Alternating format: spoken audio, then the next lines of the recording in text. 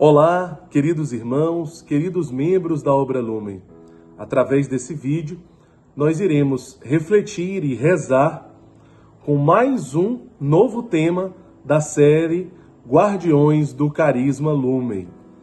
Então, o tema que, através desse vídeo, nós iremos refletir é: o que significa termos Jesus abandonado, o Emmanuel, na centralidade da nossa vida? Essa é uma frase que nós, membros da Obra Lumen, escutamos muito.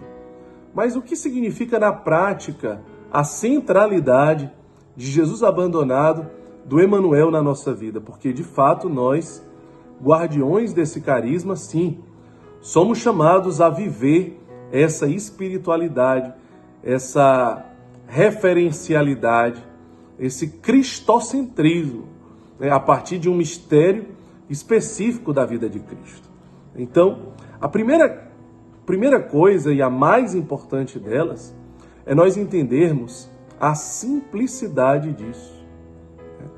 Não é necessário grandes coisas para que isso aconteça, mas é exatamente na simplicidade do dia a dia, aonde a minha vida espiritual vai sendo tomada por essa verdade evangélica. A pedra que os pedreiros rejeitaram se tornou a pedra angular. Então, o Cristo crucificado, o Cristo abandonado, o Emmanuel, aquele Cristo que não foi crucificado apenas há 2000 anos atrás, mas que, como Jesus é sempre o mesmo, ontem, hoje, por toda a eternidade, sim, ele continua crucificado nos dias de hoje. Então, é permitir que essa presença, que essa espiritualidade, ela vá me encontrando todos os dias, através da minha vida sacramental, através da minha vida de oração, da minha vida espiritual, no cotidiano da minha vida, no meu apostolado, no meu ministério, em todas as áreas e as dimensões da minha vida, profissional, familiar, todas as relações pessoais. Então, realmente, de fato, é uma graça extraordinária. Não podemos relativizar algo que sim é extraordinário, mas que se dá de uma forma muito simples.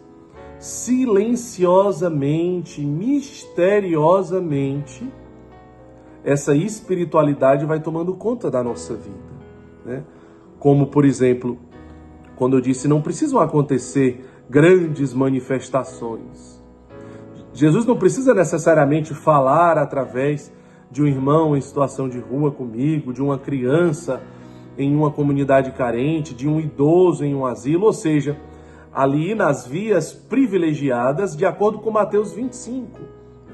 Não necessariamente Jesus precisa falar, porque nós sabemos que a presença é passiva, é tudo aquilo que nós fazemos ou deixamos de fazer para com o abandonado.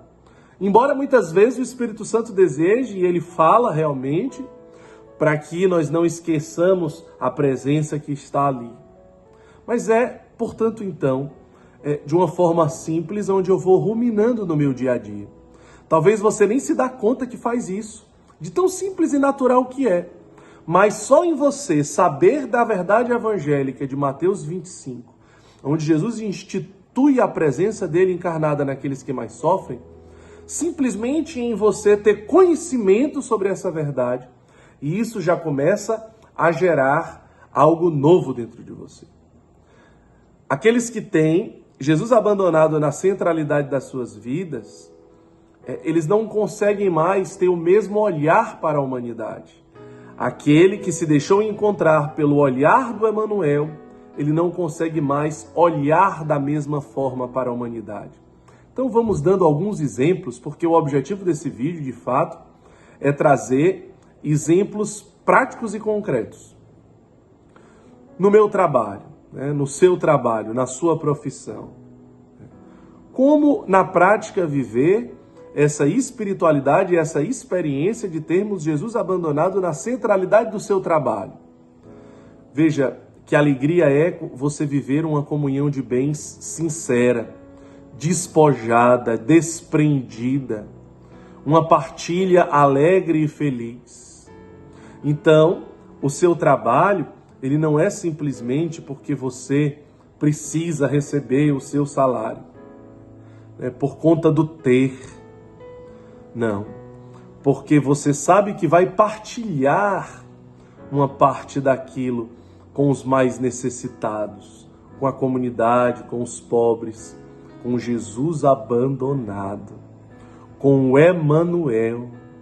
Veja que graça. Então você trabalha, todo aquele suor, todo aquele esforço, todo aquele sacrifício, não é simplesmente por um apego, uma necessidade do dinheiro para você mesmo. Mas você está se sacrificando, se doando, se gastando, pensando justamente que uma parte daquilo vai para os pobres, vai para Jesus abandonado, vai para uma humanidade ferida. E isso te enche de um novo ardor. É uma nova forma de você viver o seu trabalho. Você quer trabalhar mais, especialmente por causa disso. Veja como muda, como talvez iria ser tão vazio, né, se tratasse apenas de algo voltado para você mesmo. Como, por exemplo, o próprio poder. Jesus abandonado, o Emanuel nos ensina que nós não precisamos ser os maiores, os melhores, mais do que os outros, melhores do que os outros. Mas na nossa profissão nós somos chamados a ofertar o melhor de nós mesmos para os outros. Muda tudo, meus irmãos. Não é ser melhor que os outros, não é ser maior que os outros. É dar o melhor de si mesmo para os outros. Muda tudo. A espiritualidade do Emanuel me faz entender isso de uma forma tão concreta. Filipenses 2. Cristo, que na sua divindade não se prendeu à sua condição divina, mas por amor se despojou de si mesmo e se fez homem para uma morte de cruz. Por isso, tende em vós os mesmos pensamentos e os mesmos sentimentos de Cristo Jesus. É exatamente isso, nós olhamos para o Emanuel, aquele que se encarna exatamente naquilo que é sem sentido para a humanidade, sem função, sem utilidade para a humanidade, que não tem valor para a sociedade. Os mais desprezados, os mais excluídos, os mais escarnecidos, os mais invisíveis, Jesus está, o Verbo encarnado está ali. E aqui está a loucura da cruz. Mas quando eu contemplo essa presença, e essa presença ela se torna centralidade na minha vida, é impossível, de forma muito natural, simples, os meus movimentos começarem a imitar o Emanuel, a imitar esse Cristo. Então é impossível eu querer ser o maior, eu querer ser o melhor, e a minha profissão significar status, poder, reconhecimento, vaidade, ego. Nada disso. Nada disso passa mais a fazer sentido na nossa vida. E nós sim queremos nos consumir, queremos nos ofertar através dessa profissão. É uma graça extraordinária. Na nossa família, por exemplo, como eu disse, quem se deixa ser encontrado pelo olhar do Emanuel não consegue mais ter o mesmo olhar para a humanidade. Na Obra Lumen nós temos muitos jovens, então vamos trazer como um exemplo concreto a realidade dos jovens. Jovens que testemunham que antes olhavam muitas vezes para os seus pais de uma forma diferente. Quando, por exemplo, o pai chegava em casa cansado, atribulado, preocupado com questões lá do seu trabalho, mas às vezes até poderia tratar o seu filho não da melhor forma possível que ele gostaria de tratar. E aí aquele jovem, aquele filho, por acontecer aquela experiência onde ele não se sente muito bem compreendido, onde ele não se sente muito bem amado naquela ocasião, ele começa a condenar e a julgar o seu pai.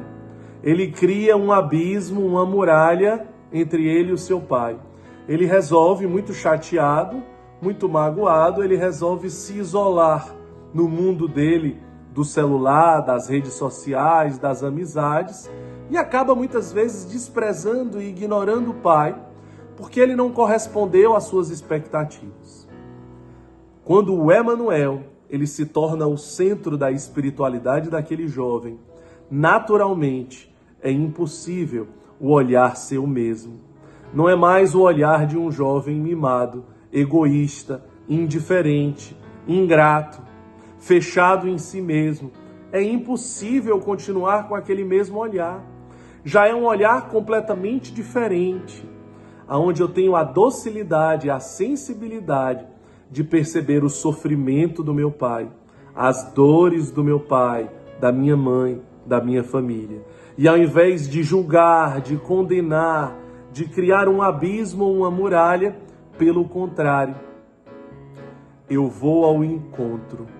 Eu me sinto atraído pelo sofrimento do meu pai, pela dor, pela preocupação. Eu começo a perceber, na realidade, a grande preocupação dele com o trabalho era exatamente comigo. Aquele jovem que passa a ter o Emanuel na centralidade da sua vida, ele não consegue não perceber isso. Ao invés daquele olhar ingrato e indiferente e egoísta, aquele jovem passa a dar apoio a seu pai. Um beijo pode mudar o dia do seu pai ou pode mudar a vida do seu pai. Um olhar amoroso, compreensivo, que ao invés de julgar, de aumentar a dor do pai, consola. Exatamente porque esse é o movimento do Emanuel. O Emanuel se sente atraído pela miséria humana. E eu começo a entender através dessa espiritualidade que existe a presença encarnada, o verbo encarnado, o Emanuel, a carne sofredora de Cristo, mas existe também o Cristo ressuscitado, que se sente atraído pela miséria espiritual humana. É essa a miséria do meu pai, da minha mãe, dos meus familiares, aonde eu também me sinto atraído a me encarnar. Claro, não se trata da carne sofredora de Cristo, Mateus 25 é muito claro. Mas se trata do mesmo Cristo que deseja também se encarnar, mas aqui espiritualmente é a mesma sede. E isso naturalmente vai fazendo parte da minha vida. Vejam, isso nós podemos trazer para todas as áreas e as dimensões da nossa vida. Todas as nossas relações pessoais. Porque os nossos pensamentos e os nossos sentimentos vão sendo moldados pelo movimento do Emanuel. Daquele Cristo que não se apegou, Filipenses 2, que não se apegou à sua condição divina, mas se esvaziou, se desprendeu e por amor se fez homem para uma morte e uma morte de cruz.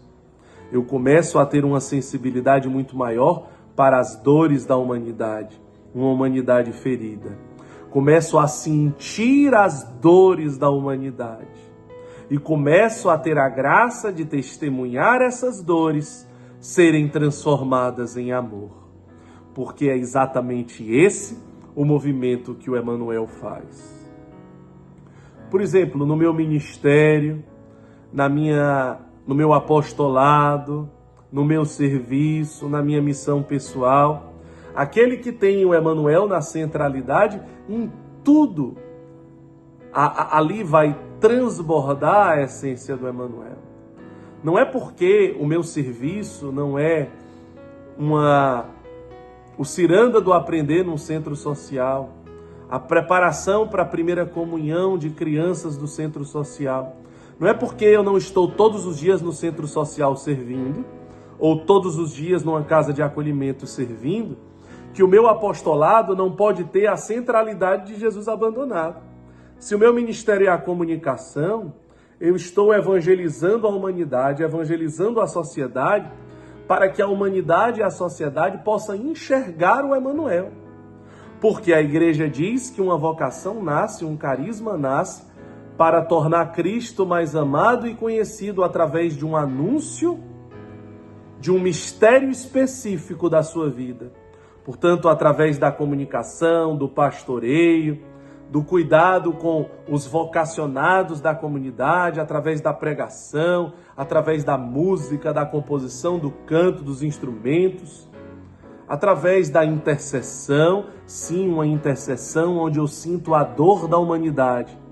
E quando eu intercedo sentindo a dor da humanidade, eu consigo testemunhar aquelas dores serem transformadas em amor. Veja o tamanho da graça quando no meu ministério, no meu apostolado, na minha missão pessoal, eu vou vivendo a centralidade de Jesus abandonado. Tanto na espiritualidade que vai fecundando, como também no anúncio para a humanidade. Porque o Emanuel é uma grande resposta. O Emanuel é uma grande resposta. Uma resposta para a violência, uma resposta para as pessoas em situação de rua. Quantas pessoas, a sociedade hoje, quantas discussões, quantos debates, a partir de tantos problemas da humanidade hoje, ansiedade, depressão, o suicídio, a violência, as pessoas em situação de rua, os divórcios, a destruição das famílias. São tantos assuntos polêmicos e que parecem tão difíceis de se encontrar uma solução, mas é tão simples. O Emanuel é uma resposta muito concreta. A pedra que os pedreiros rejeitaram se tornou a pedra angular. É isso mesmo. E quando na minha vida o Emanuel se torna a pedra angular é aquela pedra principal, é aquele alicerce principal aonde uma edificação é construída. É isso que o Evangelho quer dizer. A pedra que os pedreiros rejeitaram se tornou a pedra angular. Jesus crucificado, Jesus abandonado, como a pedra angular, como o alicerce principal da construção de um novo mundo. A construção do reino dos céus na face da terra. As pessoas quebram a cabeça. As pessoas quebram a cabeça porque elas não colocam o amor aos irmãos em primeiro lugar. Porque é exatamente isso que o Emanuel gera, nós acabamos de partilhar isso. Eu não consigo mais olhar para a humanidade com o mesmo olhar. Eu olho com um profundo amor, cheio de compaixão, sentindo a dor do outro. Foi isso que fez o bom samaritano atravessar a rua. Por que o sacerdote e o levita foram embora? O Evangelho diz porque o bom samaritano se encheu de compaixão. E exatamente porque ele se encheu de compaixão, ele atravessou a rua, ele cuidou do judeu meio morto, ele botou nos braços, ele carregou, levou para a hospedaria, pagou a hospedaria. Mas a raiz disso tudo estava porque ele se encheu de compaixão. E é exatamente aqui que está o segredo. É nós nos enchermos de compaixão, fecundados pelo Emanuel. Então as pessoas perguntam, já fomos convidados para as reuniões, como nós vamos resolver o assunto da praça? Porque existe uma preocupação com a praça, com os estabelecimentos, esse local público tão bonito. Então, dessa forma, meus irmãos, me desculpe, mas nunca vai se conseguir resolver o problema da praça. Mas quando o nosso coração sentir amor pelas pessoas, por aqueles filhos de Deus, então o problema da praça vai ser resolvido. Os problemas das cracolândias serão resolvidos. Quando o foco e a centralidade não for numa cracolândia, quando o foco e a centralidade não for na praça, nos estabelecimentos, na economia, mas quando o foco for no ser humano, naquela pessoa que precisa ser amada, então todas as outras coisas serão resolvidas. A violência, quando aquela criança ela é amada, como diz São João da Cruz, onde não há amor, coloque amor e encontrarás amor. Quando aquelas crianças, elas são amadas, e que alegria é quando elas são encontradas antes de serem inseridas nas drogas, no tráfico, no crime.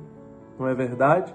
Elas só precisavam ser amadas, especialmente serem amadas na hora certa. Mas ainda assim depois elas podem também ser salvas.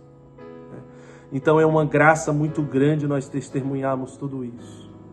Por exemplo, na vida comunitária, na vida fraterna, quando nós corrigimos alguém, simplesmente porque a postura dela não está adequada como membro da comunidade, e nós estamos preocupados com a comunidade e com as estruturas da comunidade, aquela correção não gera fruto. Como dizia São João Dom Bosco, apenas corrija um jovem se for por amor a ele. Se não for por amor a ele, não o corrija, porque não vai gerar frutos. Tem que ser por amor àquele filho de Deus. Quando eu corrijo alguém por amor a ele, quando ele se sente amado, sim, ele se deixa ser corrigido. Então é por isso que nós falamos, todos os problemas e todas as soluções nós podemos encontrar na centralidade de uma sociedade, de uma humanidade construída sobre o alicerce de Jesus abandonado. O problema das famílias, dos divórcios. Quantos testemunhos nós temos recebido de famílias que estavam se destruindo porque o marido ele não aceitava as dificuldades da esposa, os limites. Mas através da espiritualidade do Emmanuel, ele começou a receber uma força extraordinária de renúncia, de abdicar do seu eu pelo seu cônjuge, pela sua esposa, pelo seu esposo. E como isso foi constrangendo no sentido positivo, através do amor àquele matrimônio. Aquele matrimônio foi sendo salvo, porque ao invés da cultura do descarte, ao invés dos abismos e das muralhas, pontes vão sendo construídas. Sentimentos de compaixão, de compreensão, de sentir a dor do outro, de me encarnar na dor do outro, de me esvaziar do meu eu, das minhas certezas, das minhas vaidades, do meu egoísmo. Quantos casamentos estão sendo salvos? Quantas famílias estão sendo salvas pelo Emmanuel? Famílias que estão vivendo a centralidade de Jesus abandonado na paternidade, na maternidade, na filiação, no matrimônio. A ansiedade e a depressão, é claro que existem fatores biológicos, hereditários, e jamais nós vamos querer relativizar isso ou absolutizar soluções. Mas é uma comprovação científica que as pessoas que amam gratuitamente e voluntariamente são pessoas mais felizes. São pessoas que encontraram o sentido e a razão da existência. E existem até explicações científicas no sentido de que a ciência ela afirma que o cérebro ele entende que atos voluntários de amor, eles são atos geradores de hormônios neurotransmissores. Hormônios neurotransmissores que a ausência destes mesmos hormônios, eles são sim geradores da ansiedade e da depressão. Então vejam, não é por acaso. Sim, o Emmanuel, ele nos motiva, nos impulsiona num movimento de gratuitamente, sem esperar absolutamente nada em troca, viver esse movimento. Então, meus irmãos, nós podemos ver os frutos da centralidade do Emmanuel de Jesus abandonado na nossa vida e na vida da humanidade para os dias de hoje. Nós encerramos e concluímos esse vídeo da forma que nós iniciamos. Tudo isso acontece de uma forma muito simples. Somente em você, um dia, ter escutado falar sobre o Emmanuel, sobre Jesus abandonado, sobre o Verbo encarnado nos mais pobres, tudo isso já faz naturalmente que algo aconteça dentro de você. Porque ser cristão é imitar Cristo. Se Cristo age assim, como que eu vou agir diferente de Cristo? Naturalmente eu desejo imitar Cristo. Imitar Cristo significa imitar também esse mistério de amor. É claro que sim. É claro que sim. Alguns podem nem perceber, mas naturalmente esse mistério vai tomando conta das suas vidas. Mas é claro que você pode fazer com que ele seja percebido. É claro que você pode potencializar a fecundidade do mistério cristológico na sua vida espiritual, no cotidiano, na sua vida familiar, na sua vida, na relação com as pessoas, na sua profissão, no seu ministério, no seu apostolado, na sua vida sacramental. Eu posso participar da Santa Missa de uma forma diferente, contemplando Jesus crucificado, que atualiza o santo sacrifício no altar por amor a mim. Então eu saio daquela Santa Missa muito mais apaixonado por Jesus crucificado pelo Emmanuel e configurado ao ressuscitado. Veja que graça, eu contemplo os mistérios do terço de uma forma diferente, né? Eu faço a minha lécio divina de uma forma diferente, eu olho para as pessoas de uma forma diferente. Tudo isso vai sendo gerado pela centralidade do Emmanuel em nossas vidas. Portanto, meus irmãos, nós aconselhamos você a não perder mais tempo. Vamos permitir que o Emmanuel multiplique e potencialize ao máximo a fecundidade dessa espiritualidade tão bela da igreja, né? Que está aí, que nós podemos experimentar, beber, viver, ruminar e permitir que tantos maravilhosos frutos sejam gerados. Que Deus abençoe. Em nome do Pai, do Filho e do Espírito Santo. Amém.